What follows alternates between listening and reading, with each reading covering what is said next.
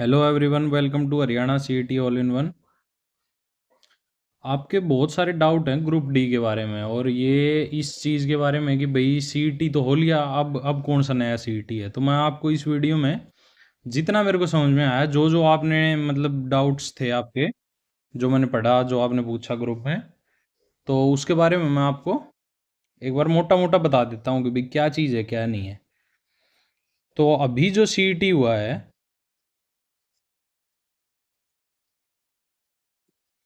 जो 26 और 27 तारीख को था, ये ग्रुप सी के लिए था। हरियाणा दो सीईटी लेता है, एक ग्रुप सी के लिए, एक ग्रुप डी के लिए। तो अब जो नया सीईटी आएगा वो ग्रुप डी के लिए होगा। अब ये ग्रुप सी और डी मैं बता देता हूँ क्या है। जो 10th बेस पे जो जॉब्स हैं, जो 10वीं बेस पे नौकरियां हैं, वो ग्रुप डी में आती हैं। इनको हम सेंटर में जो एसएससी एमटीएस होता है, वो अपने यहाँ पे हरियाणा में ग्रुप डी बोला जाता है, उसको ग्रुप डी बोल देते हैं। और ग्रुप सी में क्या है, ग्रुप सी में है जैसे टीचिंग की वैकेंसी होगी, जेबीटी टीचर है, या फिर कोई भी जैसे हरियाणा रोडवेज का ड्राइवर हो गया, या फिर कंडक्टर हो गया, या फिर अपनी जो ग्रेजुएशन बेस की जॉब्स हैं, इंस्पेक्टर लेवल की भी हैं, वो हरियाणा में ग्रुप सी में डाल रखी हैं। जैसे एक्साइज एंड टैक्सेशन है, या फिर फूड सप्लाई ऑफिसर है,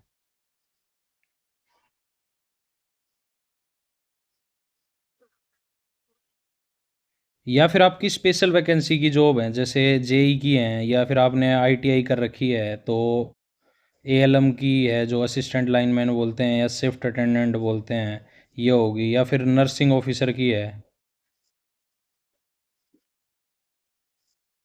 या फिर स्टाफ नर्स भी बोल देते हैं इसको, सेंटर में नर्सिंग ऑफिसर बोलते हैं।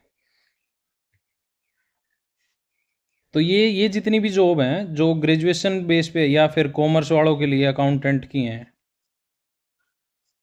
ये ग्रेजुएशन बेस पे ये सी में है। फिर क्लर्क की हैं 12th बेस पे, ये भी ग्रुप सी में आती हैं। तो ये ग्रुप सीईटी का जो सी ग्रुप का हो चुका है जो एग्ज़ाम, उसके थ्रू ये जितनी भी वैकेंसीज आएंगी अब आगे हरियाणा में, ये उसके थ्रू फिलअप होंगी। और इन्हीं के वैकेंसी वाइज अलग अलग मेंस होता जाएगा। रोडवेज का अलग मेंस होगा, सबकी अलग अलग क्वालिफिकेशन के हिसाब से। जैसे अकाउंटेंट के लिए बीकॉम मांगेंगे तो उनके लिए ऐसे ही एक मेंस हो जाएगा जिसमें अकाउंट्स का पेपर आएगा, 50-60% का वेटेज होगा, बाकी सब यही जनरल चीज़ें आएंगी। या फिर इसमें एक हरियाणा पुलिस की भी वैकेंसी है।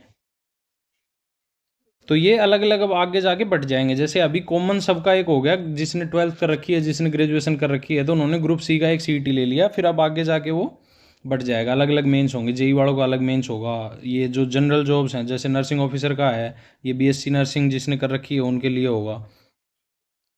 तो ऐसे अलग अलग हो जाएंगे। फिर दूसरी चीज़ आती है ग्रुप डी। ग्रुप डी क्या है, जो 10th बेस्ड जॉब है। तो अब क्या है कि क्यों ज़रूरी है ग्रुप डी आपके लिए। अब आप मानते होगे, जैसे आपकी एज है कि भाई आप अभी हैं 21, 22, 23 की उम्र के हैं, आपने जस्ट अभी ग्रेजुएशन कंप्लीट करी है, कुछ की पोस्ट ग्रेजुएशन चल रही है, कुछ की पोस्ट ग्रेजुएशन हो गई, कुछ ने अपने डिप्लोमा कर रखे हैं जैसे बीएड हो गया, जेबीटी हो गया, ये सब चीज़ें, कुछ ने आईटीआई कर रखी है। तो अब आप क्या करोगे, आप जॉब की तैयारी करोगे। आपने अगर बीएससी एमएससी कर रखी है तो आप नेट की तैयारी करोगे। उसके बाद आप, हो सकता है आपका पहली बार में नेट हो जाए या नहीं हो, नहीं हो तो आप अगली बार करोगे, या हो जाएगा तो आप असिस्टेंट प्रोफेसर के लिए वेट करोगे कि भाई वैकेंसी आएगी, उसकी प्रिपरेशन करोगे। तो आप इसको ग्रुप डी को है ना छोटा सा मान के ऐसे मत छोड़ो कि भाई हाँ ये तो ग्रुप डी ही है, इसकी क्या प्रिपरेशन करनी है। एक तो ये चीज़ है कि ग्रुप डी की जो तैयारी है वो आपके आगे हरियाणा के हर एग्जाम में आएगी। ग्रुप डी का लेवल भी अच्छा खासा है। आप अगर 2018 का पेपर एचएसएससी का उठा के देखोगे तो मैं गारंटी ले सकता हूँ आप उसमें अभी आज के दिन 50 नंबर नहीं ले पाओगे, और वो ग्रुप डी का पेपर है।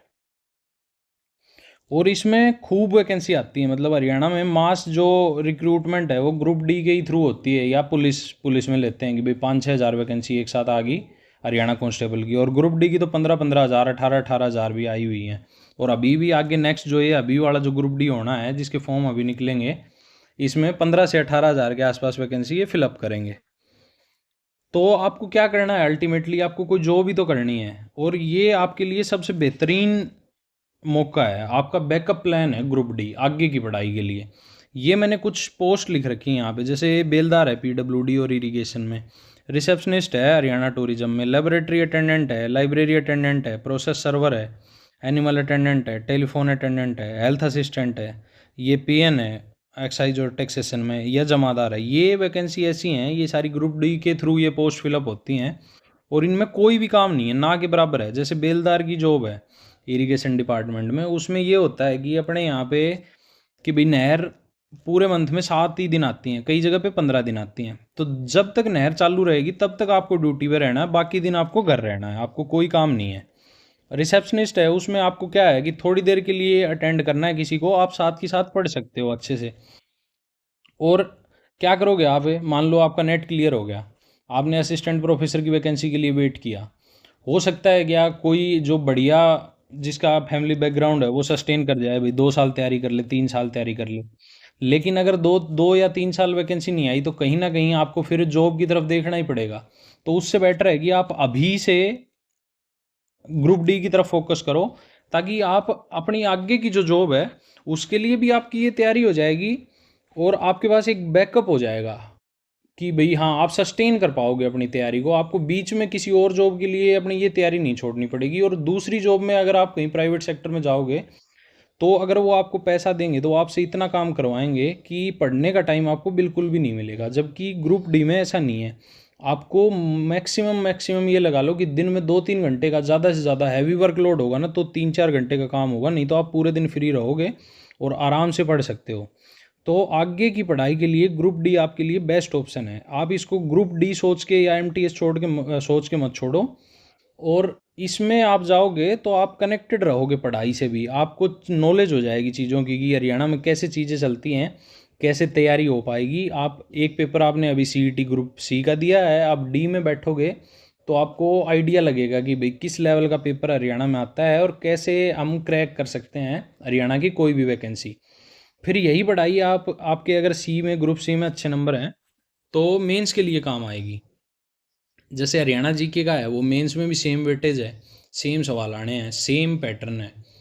तो आप ग्रुप डी की तैयारी कर रहे हो, आप ग्रुप डी सोचो ही मत उसको, आप मेंस की तैयारी कर रहे हो, ग्रुप डी तो सिर्फ आपका बैकअप है। तो आगे की पढ़ाई के लिए ग्रुप डी अभी आपके लिए गोल्डन अपॉर्चुनिटी है, आप इसको किसी भी कीमत पे मिस मत करना।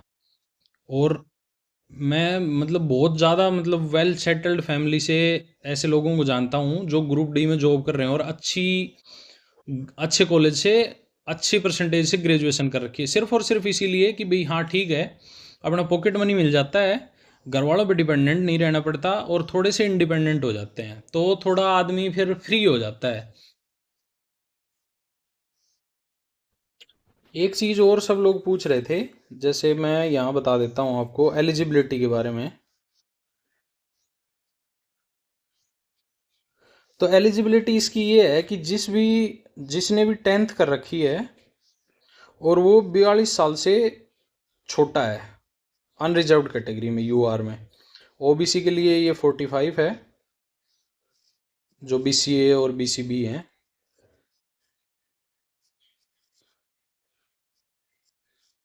और 2 साल और इसके लिए कर लो। ये एससी के लिए है, जो ओएससी और डीएससी स्टूडेंट है। तो आप अगर 10वीं हैं, और मिनिमम का मेरे को आइडिया नहीं है अभी कितना है, 20 या तो 21 है या फिर 18 होगा, वो मैं आपको देख के बता दूंगा। तो ये एलिजिबिलिटी है। दूसरी चीज़ क्या है कि कुछ कुछ बच्चे पूछते हैं कि भाई हम अगर ग्रुप सी दिया है उसमें अगर फेल हो गए तो ये वाला दे पाएंगे कि, तो उसका और इसका आपस में कोई लिंक नहीं है, दोनों का बस सिर्फ नाम सीईटी है, आपस में ये इंटरकनेक्टेड नहीं है। अगर आप उसमें पास भी हो, आप अगर उसमें फेल भी हो, अगर आप फिलहाल भी कहीं जॉब लगे हुए हो, चाहे आप फिलहाल एचसीएस हो, तो भी आप ग्रुप डी दे सकते हो, आपके ऊपर कोई भी बैरियर नहीं है। हर एक स्टूडेंट जिसने 10वीं कर रखी है और 42 साल से नीचे है, वो ग्रुप डी देने के लिए एलिजिबल है। और रही तैयारी की बात, तो तैयारी हम अपने ग्रुप पे डेली टारगेट्स देंगे ही आपको मेंस और सीईटी के लिए। तो वो सेम सिलेबस है, एक इसमें साइंस और है। साइंस वैसे सी में भी थी, पूछा नहीं सवाल, हालांकि वो अलग बात है। क्योंकि एचएसएससी का यही है, पैटर्न के बारे में ये खुद श्योर नहीं रहते, किसी भी एजेंसी से पेपर बनवाते हैं और वो जैसे क्वेश्चन डाल देती है ये वैसा ही आगे बांट देते हैं। तो पिछला जो सीईटी का हुआ था 2023 में, उसकी मैं आपको एक तो कट ऑफ का आइडिया दे देता हूँ। 74 कट ऑफ रही है यूआर की। और कितनी वैकेंसी थी? लगभग लगभग 22,000 वैकेंसी थी। 3 बार में करके ये 22,000 इन्होंने फिलअप करी हैं। सबसे जो पहली कट ऑफ गई थी 13,300 वैकेंसी के लिए यूआर की, वो 78 गई थी। और फिर उसके बाद इन्होंने एक बार 7,000 का और रिजल्ट निकाला था। फिर उसके बाद अभी 3-4 हज़ार बच्चों ने और ज्वाइन किया है, तो अभी फ़िलहाल 74 है पिछले सीईटी के हिसाब से। तो आप इसको इतना अगर ये मान रहे हो ना कि भाई ये तो हलवा है और ग्रुप डी हमारे लिए नहीं है, हम तो इंटेलिजेंट हैं, तो आप एक बार पेपर उठा के देखना 2023 का, आपको पता लग जाएगा कि भाई आप ले पाओगे कि नहीं। आप एक बार 74 स्कोर करके देखना। तो जितने भी इंटेलिजेंट माइंड है ना हरियाणा के, जो बच्चे सरकारी नौकरी की तैयारी कर रहे हैं, आप सेंटर की भी करोगे तो भी आपको एक बात बताओ कि मैथ्स है और रीजनिंग है, इंग्लिश है, ये सब तो आपको पढ़ना है ही सेंटर के लिए भी। एसएससी की अगर तैयारी करोगे तो आप, तो वही आपको यहाँ भी पढ़ना है। तो आप इसके बारे में भी सोचो कि ये, जबकि मेरे को ऐसा लगता है कि एसएससी एमटीएस वगैरह या जीएचएसएल से ग्रुप डी की जॉब लेना आसान है। और एक चीज़ और है, आप एसएससी में सीएचएसएल में लग गए, आपको वहाँ पे कितनी सैलरी मिलेगी? 32-33 इन हैंड मिलेगी, ये मैक्सिमम है। और कहाँ जॉब करोगे आप मान लो दिल्ली में जॉब करोगे, या आपको जॉब मिल गई है चंडीगढ़, या फिर आपको अगर वो हुआ तो आपको साउथ में मिल गया कहीं भी, तो आप क्या बचा पाओगे? आपके पास बचेगा क्या? कुछ भी नहीं बचेगा। 15,000 का तो आपको रूम रेंट ही लग जाएगा। और यहाँ पे आपको ग्रुप डी में 24 से 25 हज़ार रुपये इन हैंड मिलते हैं। और कहाँ है? होम डिस्ट्रिक्ट मिलता है आपको, मतलब आपके गांव के आसपास या आप जिस भी सिटी में रह रहे हो उससे 5-6 किलोमीटर के एरिया में आपको जॉब लोकेशन लगभग लगभग मिल जाती है, अगर आप ठीक ठाक स्कोर करते हो तो आपकी जो पूरी की पूरी पॉकेट मनी है वो आपके पास बचेगी। आप उससे बुक्स खरीद सकते हो, आप उससे अच्छा खा पी सकते हो, आप टेंशन फ्री रह सकते हो। आपकी आगे की जो पढ़ाई है वो और अच्छी होगी जब आपके पास आप इतने पैसे पर मंथ उठा रहे हो। तो आपके पास एक मेंटल पीस रहेगा आपको कि हाँ भाई, आप मतलब फ्यूचर के लिए इनसिक्योर नहीं रहेंगे। तो एक ये पॉजिटिविटी लेके आएगा ग्रुप डी आपकी लाइफ में। और इसी पॉजिटिविटी के लिए आप इसकी तैयारी करो। मैं तो यही कहता हूँ कि भाई ये एक गोल्डन अपॉर्चुनिटी है। हम तो ये भी सोच रहे थे कि भाई 2-3 साल तक, 2023 में ही हुआ है, तो ये 26-27 तक ही करवाएंगे। क्योंकि इन्होंने अभी पोस्ट देखो, मैंने आपको बताया 22-23 हज़ार भर दी अभी। फिर भी अगर आपको ये अपॉर्चुनिटी अभी मिली है दोबारा से, तो आप इसको ग्रैब करो और इसकी तैयारी करो अच्छे से। 2 महीने में लगभग लगभग ये हो जाएगा। और 2 महीने में अगर आपको, और दूसरी चीज़ ये है कि इसका जो पैटर्न है वो सिंगल टीयर है। ये एक ही एग्ज़ाम होगा सिर्फ, और सीधा इसके बेस पे आपको डायरेक्ट जॉब मिल जाएगी। आपने एग्ज़ाम दिया, उसके बाद आपका रिजल्ट आएगा। रिजल्ट में अगर आप कट ऑफ से ऊपर हैं तो आपको डीवी के लिए बुला लिया जाएगा। और डीवी होते ही आपको डिस्ट्रिक्ट अलॉट कर देंगे। और फिर उसके बाद आप अपनी जॉब शुरू कर सकते हो। तो ये इसमें ज़्यादा वो भी नहीं है कि भाई पहले प्री होगा, मेंस होगा, आपको वेट करना पड़ेगा। इससे बढ़िया आप कहीं इधर उधर देख सकते हैं दूसरी जगह। तो बेटर यही है कि अगर आप कोई भी किसी भी कम्पिटिटिव एग्जाम की तैयारी कर रहे हैं या करने की सोच रहे हैं, तो आप ग्रुप डी को ज़रूर से ज़रूर कंसिडर करें। सिर्फ इसको नाम से ना छोड़ें कि भाई ये ग्रुप डी है, ये चपरासी की नौकरी है, या फिर ये तो हमारे लिए है ही नहीं। हमने तो भाई ऐसी इतनी अच्छी पढ़ाई, हम साइंस बैकग्राउंड से हैं या ये हैं। तो भाई इसमें भी जो लगे हुए हैं ना, वो सारे साइंस बैकग्राउंड के ही हैं और सारे तैयारी करने वाले ही बच्चे लगे हुए हैं, तो सिर्फ इसी उम्मीद से लगे हुए हैं कि वो अपना आगे जाके स्विच करेंगे, जैसे ही उनको दूसरी जॉब मिलेगी तो वो ये एमटीएस को छोड़ देंगे। और हर बार यही होता है, एमटीएस खाली होती जाती है, वो बच्चे अपग्रेड करते जाते हैं, नीचे और आते जाते हैं, और फिर वो नीचे वाले तैयारी करके फिर वो आगे ऊपर अपग्रेड हो जाते हैं। जैसे कोई ग्रुप डी में लगा हुआ है, वो अभी हरियाणा पुलिस की वैकेंसी आएंगी तो वो हरियाणा पुलिस में अपग्रेड कर लेगा, तो नीचे ग्रुप डी की पोस्ट है वो खाली हो जाएंगी, या फिर कोई क्लर्क में चला जाएगा, या फिर किसी के सीईटी सी ग्रुप में अच्छे नंबर हैं, वो मान लो भाई अपनी कोई जो भी उसने ग्रेजुएशन या जो जो भी डिग्री कर रखी है स्पेशलाइजेशन की, कि भाई जेई लग गया ये सब, तो मैं ऐसे बच्चों को भी हरियाणा में जानता हूँ जो जिन्होंने मतलब बीटेक कर रखी है और वो ग्रुप डी की जॉब कर रहे हैं। और कुछ ऐसे हैं जिन्होंने ग्रुप डी की जॉब की है 2-3 साल और उसके बाद फिर स्विच किया है जेई में और सब इंस्पेक्टर में हरियाणा पुलिस में। ऐसे मेरे दोस्त हैं, मेरे नॉन हैं, मेरे मतलब फैमिली में रिलेटिव्स में हैं लोग। तो आप इसको ऐसे हल्के में मतलब ना लें। अगर आपको सीरियसली आप करियर के लिए मतलब थोड़ा सा भी सीरियस हैं और थोड़ी अच्छी लाइफ चाहते हैं तो ग्रुप डी को ज़रूर से ज़रूर मतलब कंसिडर करें और इसकी प्रिपरेशन अभी स्टार्ट कर दें।